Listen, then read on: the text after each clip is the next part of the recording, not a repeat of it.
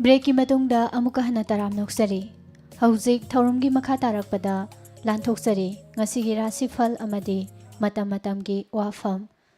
ngasiगी मतम मतमगी वाफम बु इबिरकलिबा Haisnam Daya Sundar Meitei research scholar PhD Manipur university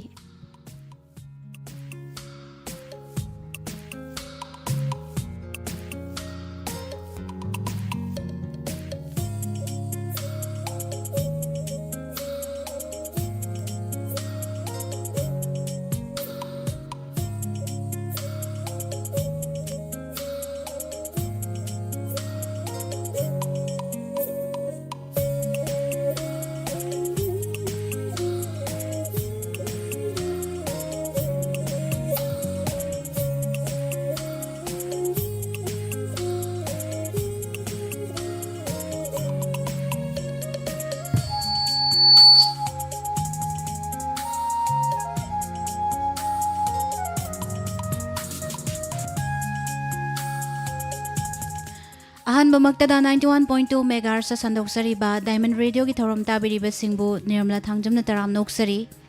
हौजिक थौरमगी मखा चथजरकपदा पुदुना लाक्सरी ngasiगी राशिफल अमदी मतम मतमगी वाफम अहनबदा लांथोक्सरी ngasiगी राशिफल मेष राशि इरांग पुबना लन मयेंग तानबगी मरम ओय वाखल फाथौ अमदी मिटोप की वा लौगनु लोइनबा मरुप मपांगी मतेंग लौबदी फै सेंदोंग फंगनी लेशा पाखंग सिंगी ओइना निंगबा थोंगी वृष राशि अनिंगबा थबक खंथदना पांगनु अमदी अकल अरिंग सागनु मरुप मपांग काइना नबगी मरम ओइगनी नोलुकना अमदी यका येंगना चटपना याइफगदबा नुमितनी लेशा पाखंग सिंगी ओइना असावबा फाथौ मिथुन राशि हक्सांग नुंगाइबा ngang sakpada ikai khumnaba fangjaba amadi afaba marup fangjagani yetnabadi yaurunu adubu matang sabada thaunadi fudo fagani leisa pakhang singi oina ningba thungi karkat rasi lausing iso ithok thok trabasu amadi yetnabada maithiba yaba leirasu itha thajadana kanaba fangbai nungaibadi leigani lalon itik chauna kanagani लेशा पाखंग सिंगी ओइना निंगबा थोंजै सिंहारासि मियाम गलोइनौ अमदी अफब थबक तिपांग यागनी अदुबु निंगबदमक पांगद यादे दी खनगनु जरांग नरबदी मिपाइबा नंगनी अमदी नापल थादो लेशा पाखंग सिंगी ओइना नुंशिबना चानबी कन्या राशि लाई गुरु न चाली वानोम थौनों कानगनी अमदी पोरम सिनबा हैरदी अफब थबक पांगनी हक्सांग सुनुंगाइबदी वाटली असाउबा जरांग नबना ताथी लेशा पाखंग सिंगी ओइना वांगांग हैट्रबदी चोकनी तुला राशि ngasi निंगबा ख्वाइदगी हेन्ना थोंजबा नुमितनी सेंदोंग तानबा थबकता चाउना माइ पाकनी अमदी खुसाउ थाबगी कानबा फंगनी वानोम थौनों कानगनी लेशा पाखंग सिंगी ओइना नुंशिबा फंगबै नुंगाई वृश्चिक राशि माइ पाकनी अनौब थबक पांगहौरो अमदी लाई गुरु नसु सोइदना चानबीगनी नचाक नरल अमदी नचा ननाइगी लमददी मांगजै मिवा लौगनु लेशा पाखंग सिंगी ओइना निंगबा खरदी थोंगनी धनु राशि अनौब थौ पांगबदी यामना चिक्सिलु नत्रबदी मतम मांगदुना तोकनी नापलदी याउदना थौनादी लैबना लन चंगनी अमदी नथक थोंगबबु पेलहन बंगमगनी लेशा पाखंग सिंगी ओइना निंगबा मपा चारोय मकर राशि असाउबा फाथौ वांगांग बहायु अमदी हेना खुसाउ थागनु अयाम थबकता हई सिंगबा सागनु थीबा होमबा कनबा अमदी मरुप मपांगना यानबा चटपा फै लेशा पाखंग सिंगी ओइना निंगबा थोंगलोय कुंभ राशि पाउ इनुंग नुंगाइते हक्सांगसु नुंगाइबा वाटली अमदी लौसिंगसु फुदोकपा ngasisu wagani adubu तनगनु मिवा थाजगनु कानगनी ओइजबदी फंगजगनी लेशा पाखंग सिंगी ओइना लाइबक फै अरोइबदा मिनरासि नाइटोम वारेप लौबा काइरोय मांगलोमदा निंगहनदना चंगसिनबा यागनी अमदी अराप पमीगा थौपांग मिनबा कानगनी अदुबु मियामना यानबदी चटपा फै लेशा पाखंग सिंगी ओइना वरौनबा Larry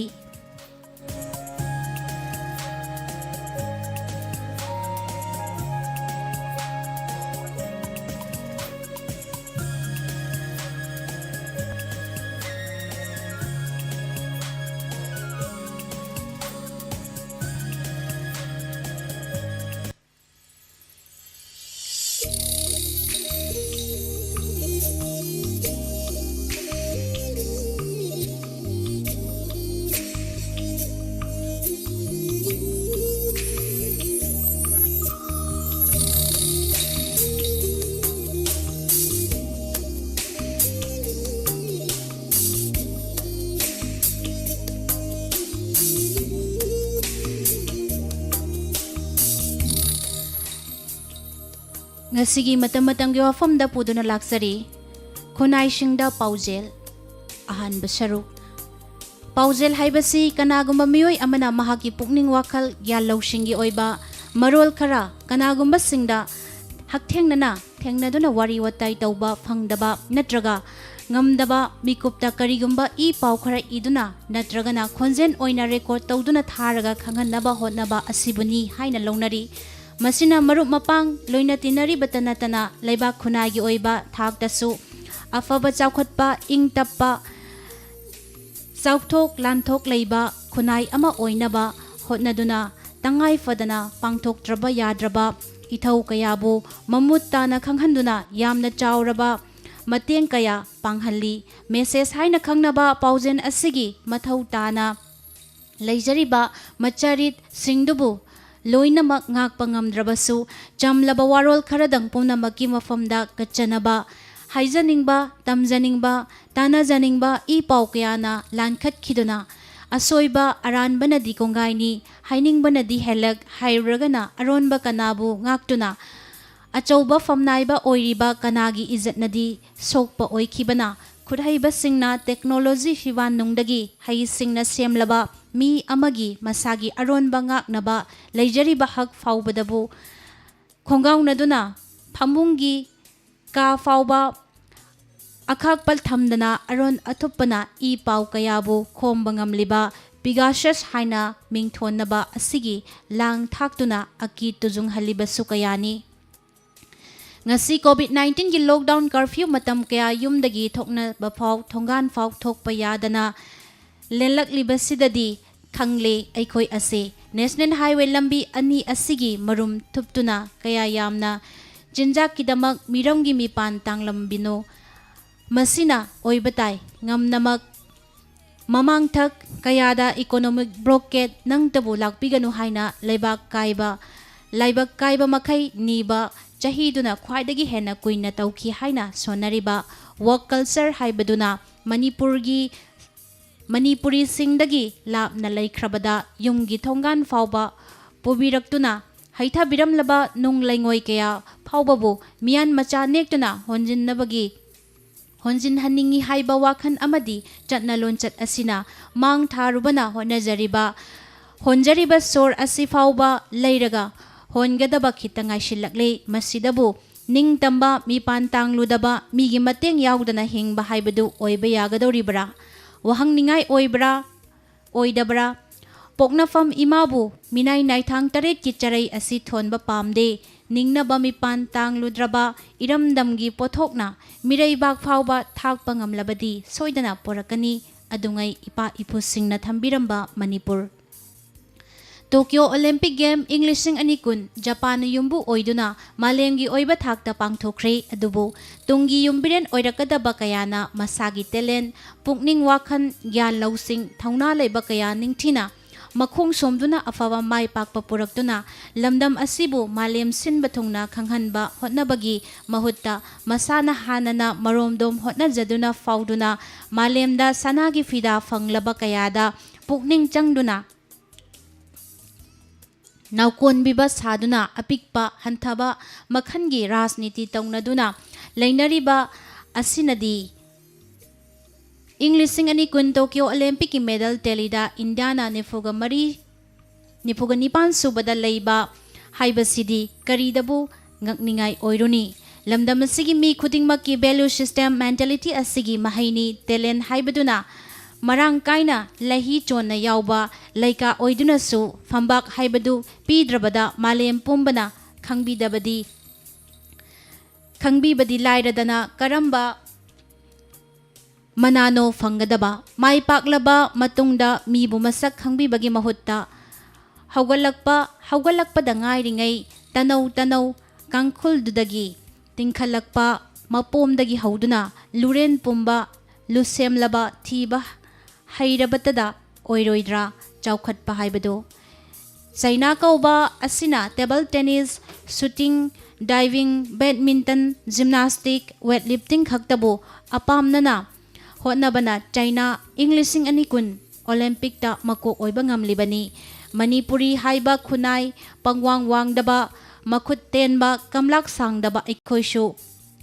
lamdam sigi leihauga chuna chananaba sana khotnaba khaktadabu Manipurna maipunana hotnabada maibu onsilabadi karigi ngamloi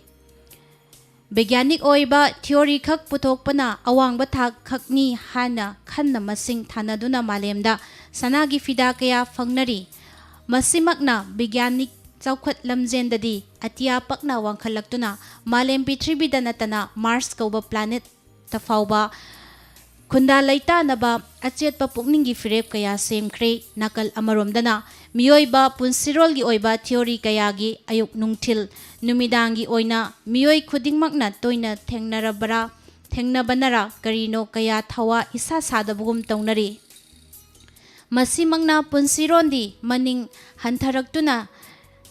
dharma lining laishon thaksi kasi thaugalon haiba masakti leikha tamna maning handuna jentharakpadadi hidanarakli asi yauna soksin khraba kunai adudi akhang ahai kayana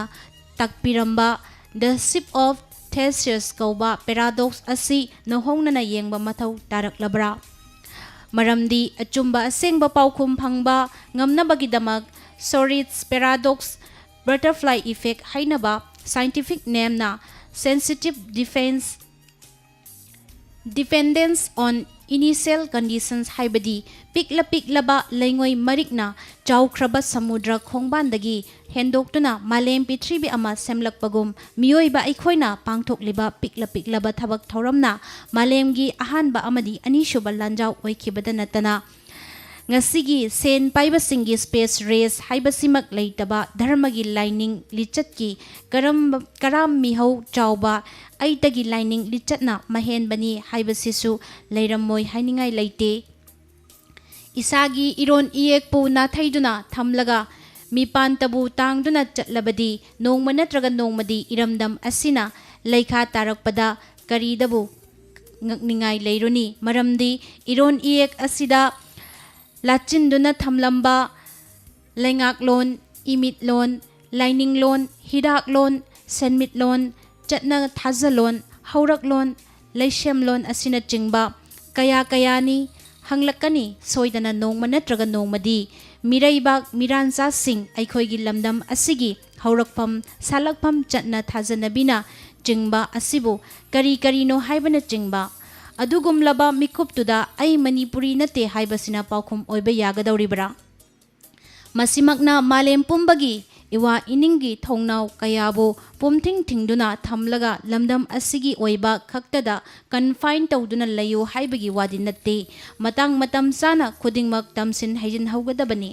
malemgi chawkhat lamjenda mangjin thanariba tharibasu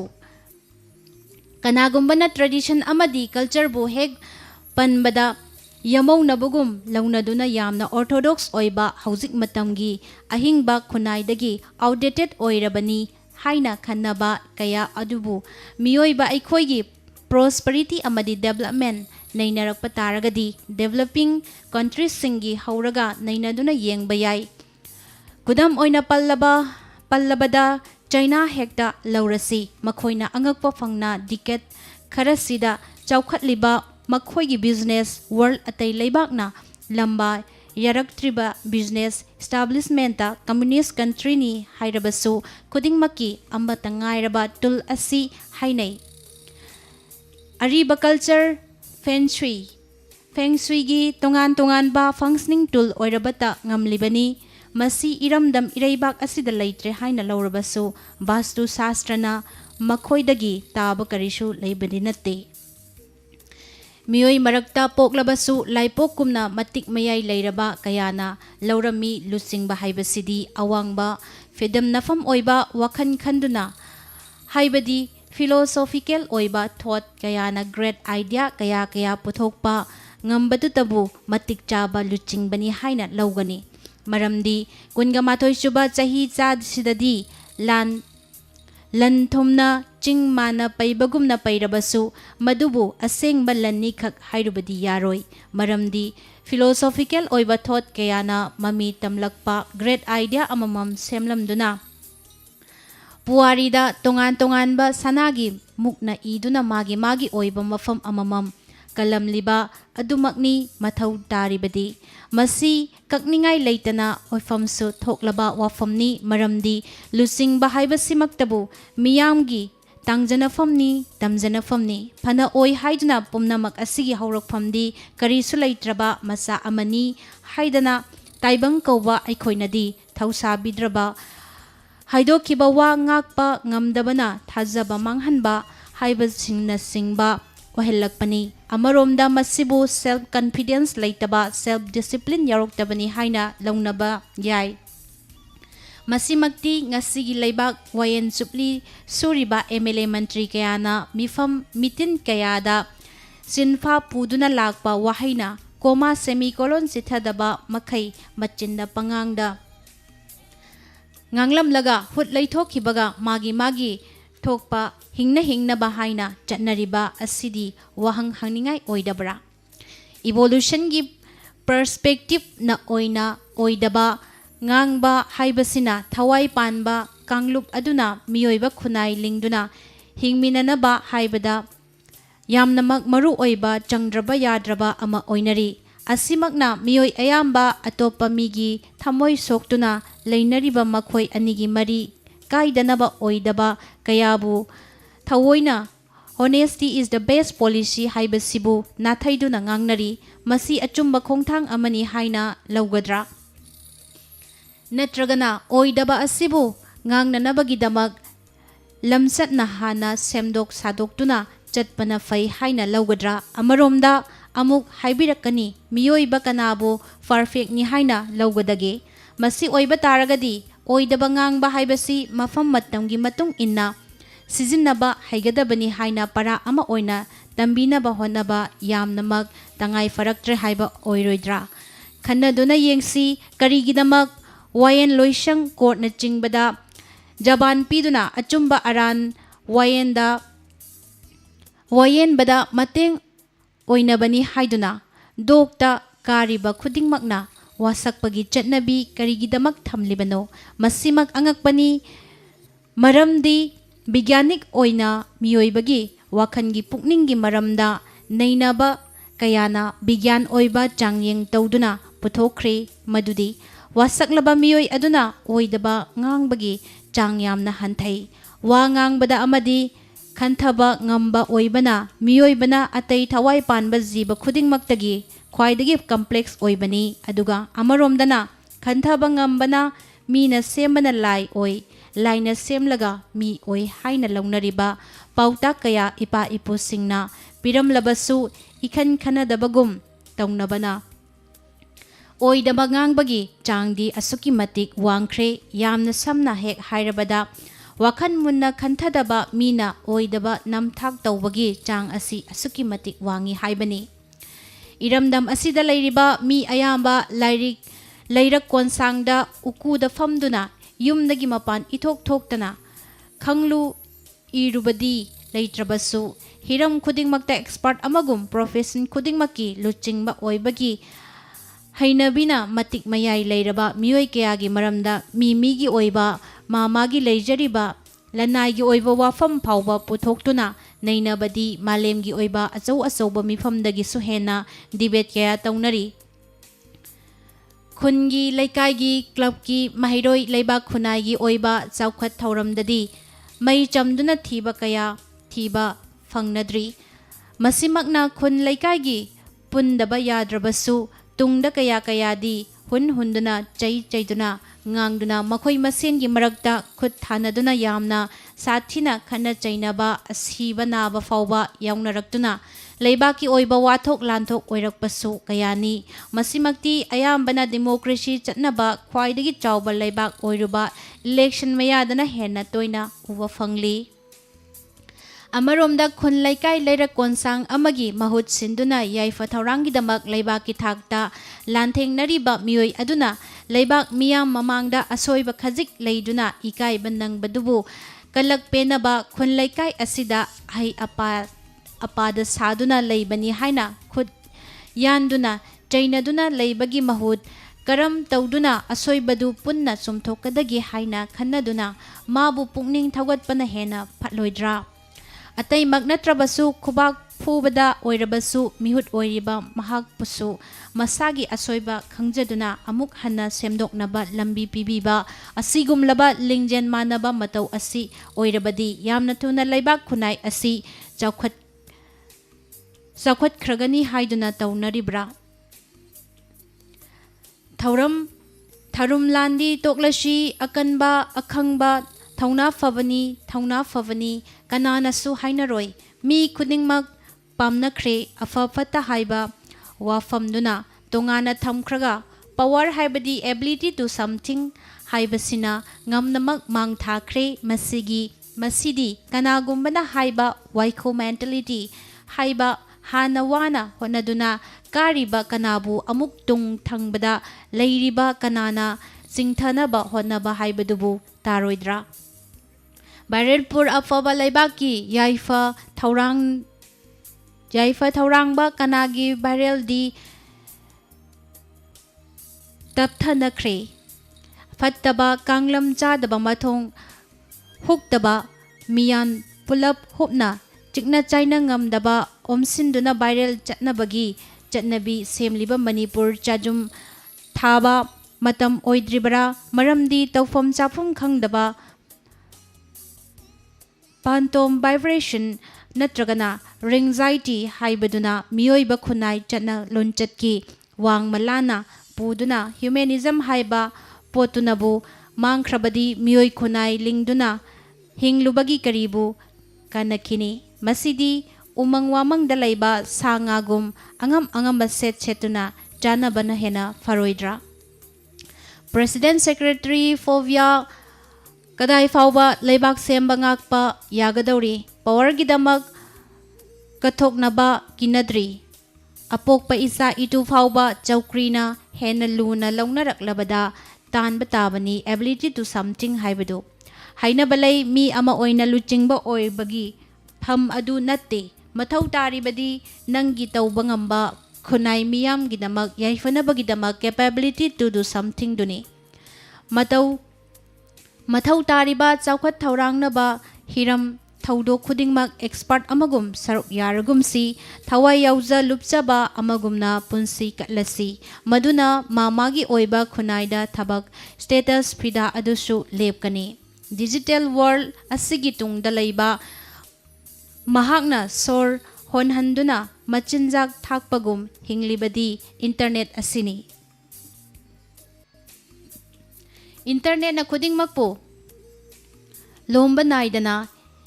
ꯍꯤꯡꯕꯒ ꯆꯞ ꯃꯥꯟꯅꯅꯕ ꯂꯧꯁꯤꯡ ꯀꯌꯥ ꯄꯤꯔꯤ ꯍꯥꯏꯗꯨꯅꯁꯨ ꯃꯤꯑꯣꯏ ꯀꯌꯥꯅ gaming ꯑꯃꯗꯤ social ꯃꯤꯗꯤꯌꯥꯔꯣꯝꯗ ꯍꯦꯟꯅ emphasis ꯄꯤꯅꯔꯛꯄ ꯅꯠꯇꯅ ꯊꯋꯥꯏ ꯍꯦꯟꯅ ꯂꯨꯞꯁꯤꯟꯅꯔꯛꯄ ꯑꯁꯤꯅꯤ꯫ ꯆꯨꯝꯃꯤ, ꯃꯁꯤ ꯈ꯭ꯋꯥꯏꯗꯒꯤ ꯐꯕ ꯁꯦꯟꯊꯣꯛ ꯂꯝꯕꯤ ꯐꯥꯎꯕ ꯁꯦꯝꯕꯤꯕ ꯉꯝꯕ ꯃꯇꯝ ꯑꯁꯤꯒꯤ ꯇꯥꯏꯕꯪꯒ ꯈ꯭ꯋꯥꯏꯗꯒꯤ ꯊꯥꯅꯕ ꯌꯥꯗꯅ ꯆꯨꯅ ꯆꯥꯟꯅꯔꯕ ꯑꯃꯅꯤ꯫ ꯑꯃꯔꯣꯝꯗ ꯃꯁꯤ ꯐꯩ ꯐꯠꯇꯦ ꯍꯥꯏꯕꯗꯨꯅ ꯃꯤꯌꯥꯝꯅ ꯂꯦꯞꯄꯤꯒꯅꯤ꯫ ꯍꯥꯏꯅꯩ, ꯀꯅꯥꯒꯨꯝꯕꯅ ꯄ꯭ꯔꯣꯐꯦꯁꯟ ꯈꯨꯗꯤꯡꯃꯛꯅ ꯗꯤꯖꯤꯇꯦల్ ꯋꯥꯔꯜꯗ ꯑꯁꯤꯕꯨ ꯅꯥꯊꯩꯗꯨꯅ ꯆꯠꯄ ꯌꯥꯔꯣꯏ꯫ ꯍꯦꯛ ꯆꯠꯀꯦ ꯊꯧꯔꯥꯡꯂꯨꯕ ꯁꯤꯟꯐꯝ ꯑꯗꯨ ꯈꯨꯗꯤꯡꯃꯛ ꯑꯁꯤꯕꯒ ꯄꯥꯡꯈꯛ ꯑꯣꯏꯒꯅꯤ꯫ ꯇꯁꯦꯡꯅꯃꯛꯁꯨ ꯑꯆꯨꯝꯕꯅꯤ, ꯃꯔꯝꯗꯤ ꯁꯤꯟ ꯈꯨꯗꯤꯡꯃꯛꯅ ꯗꯤꯖꯤꯇꯦꯜ ꯋꯥꯔꯜꯗꯒ ꯂꯣꯏꯅꯗꯨꯅ ꯆꯠꯂꯕꯇꯗ ꯉꯁꯤꯒꯤ ꯃꯣꯗꯔꯟ ꯋꯥꯔꯜꯗ ꯑꯁꯤꯗ ꯑꯍꯤꯡꯕ ꯑꯣꯏꯒꯗꯕꯁꯨ ꯐꯅ ꯍꯥꯏꯗꯨꯅꯁꯨ ꯇꯧꯕꯇꯕꯨ ꯃꯐꯝ ꯑꯃꯗꯤ ꯃꯇꯥꯡ ꯃꯇꯝ ꯆꯥꯗꯕ ꯍꯥꯏꯕꯗꯨꯅꯤ ꯂꯨꯔꯤꯕꯗꯤ꯫ ꯃꯁꯤꯅ ꯃꯤꯑꯣꯏ ꯑꯗꯨꯒꯤ ꯃꯣꯔꯦꯜ ꯕꯤꯍꯦꯕꯤꯌꯔ ꯑꯃꯗꯤ ꯗꯤꯁꯤꯄ꯭ꯂꯤꯟ ꯑꯦꯇꯤꯆꯨꯗꯇ ꯀꯌꯥ ꯌꯥꯝꯅ ꯑꯀꯤꯕ ꯑꯣꯏꯍꯜꯂꯛꯂꯤ ꯍꯥꯏꯕꯗꯨꯅꯤ ꯅꯩꯅꯕ ꯃꯊꯧ ꯇꯥꯔꯛꯂꯤꯕ꯫ ꯃꯔꯝꯗꯤ ꯀꯧ ꯉꯥꯡꯕ ꯐꯥꯎꯕ ꯇꯥꯗꯕ ꯃꯈꯩ ꯆꯥꯅꯤ ꯊꯛꯅꯤ ꯀꯥꯎꯔꯛꯇꯨꯅ ꯂꯩꯕꯥꯛ ꯈꯨꯟꯅꯥꯏꯒꯤ ꯆꯠꯅ ꯂꯣꯟꯆꯠꯇ ꯑꯀꯥꯏꯕ ꯀꯌꯥ ꯑꯣꯏꯔꯛꯂꯕꯗꯤ ꯆꯥꯎꯈꯠꯄ ꯀꯧꯕ ꯃꯇꯝ ꯃꯥꯒꯤ ꯈꯣꯡꯆꯠꯀ ꯆꯨꯅꯅ ꯆꯠꯃꯤꯟꯅꯔꯤ ꯍꯥꯏꯅ ꯀꯧꯕ ꯌꯥꯒꯗꯧꯔꯤꯕ꯭ꯔꯥ? ꯃꯁꯤꯗꯤ ꯃꯌꯥꯏ ꯀꯥꯔꯕ ꯆꯤꯟꯖꯥꯛꯀꯤ ꯃꯌꯥꯏꯅ ꯃꯤ ꯑꯃꯒꯤ ꯃꯐꯝꯗ ꯍꯥꯏꯅꯤꯡꯉꯥꯏ ꯂꯩꯇꯅ ꯁꯣꯁꯤꯌꯦꯜꯂꯤ, ꯃꯣꯔꯦꯜꯂꯤ, ꯐꯤꯖꯤꯀꯦꯜꯂꯤ ꯍꯣꯡꯂꯛꯂꯤꯕ ꯗ꯭ꯔꯒ ꯑꯦꯗꯤꯛ ꯍꯥꯏꯕꯗꯨꯗꯒꯤ ꯀꯔꯤꯗꯕꯨ ꯇꯥꯔꯤꯕꯒꯦ? ꯃꯇꯝ ꯑꯁꯤꯒꯤ ꯃꯤꯑꯣꯏ ꯈꯨꯗꯤꯡꯃꯛꯀꯤ ꯃꯐꯝꯗꯕꯨ ꯀꯅꯥꯅꯁꯨ ꯊꯑꯣꯏꯅꯅ ꯇꯧꯅꯕꯕꯨ ꯅꯠꯇ꯭ꯔꯦ꯫ ꯃꯥꯒꯤ ꯑꯣꯏꯕ ꯃꯐꯝ ꯁꯦꯝꯅꯔꯦ꯫ ꯂꯝꯕꯤ ꯆꯤꯗꯥꯏꯗ ꯄꯪꯈꯟ ꯃꯆꯥ ꯑꯃ ꯈꯟꯗꯨꯅ ꯌꯣꯜꯂꯝꯕ ꯑꯆꯥ ꯑꯊꯛ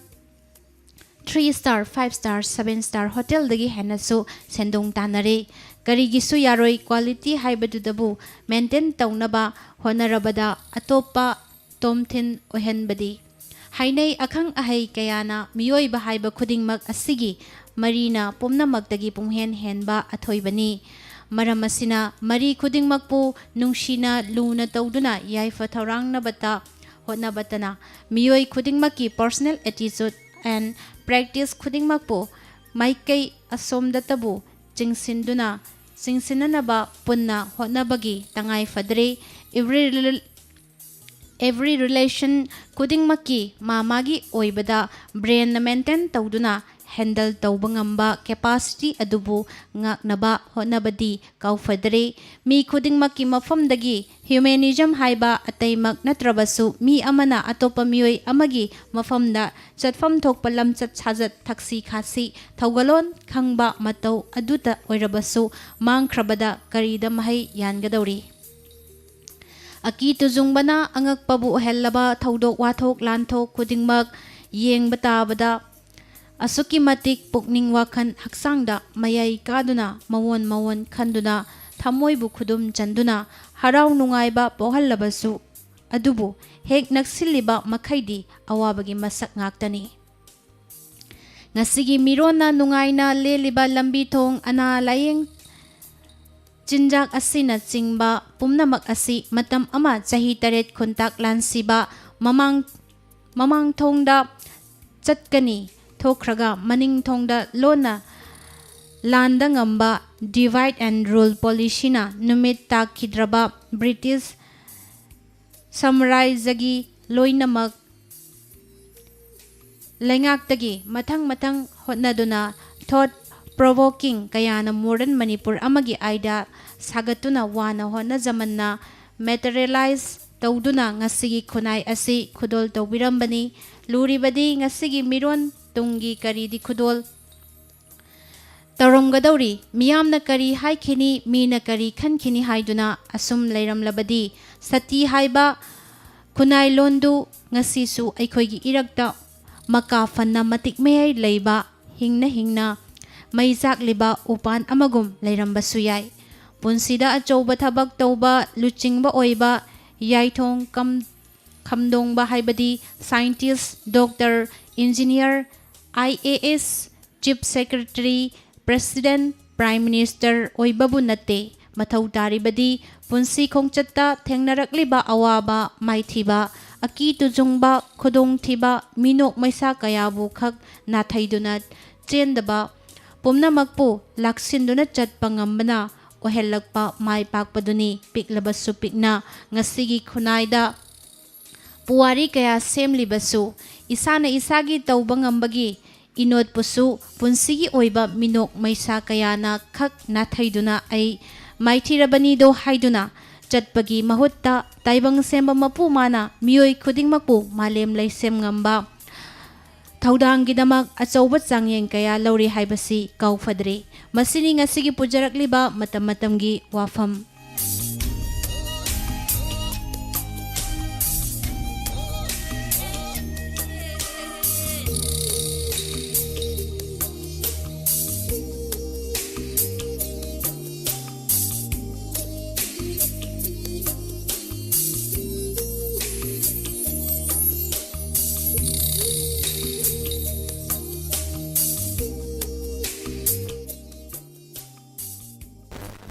Hauzik tabikre ngasigi rasifal amadi matam-matamgi wafam. Ngasigi matam-matamgi wafam bu ibirakiba Haisnam Daya Sundar Maitei Research Scholar PhD Manipur University.